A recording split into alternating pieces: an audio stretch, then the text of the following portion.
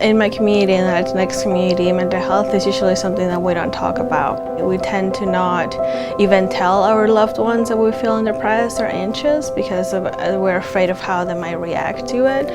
My work as a therapist is allowing people to feel comfortable talking about mental health. In my work with Latinx students, they would have issues going on of self-injury, of suicidal thoughts.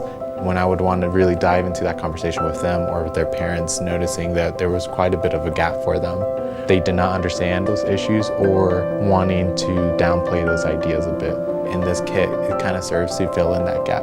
With students, if you create a vision for how they get this freedom to go out and work on problems that they care about, it is amazing what young people will come up with. I remember thinking, okay, let me get this started. I want to start on this.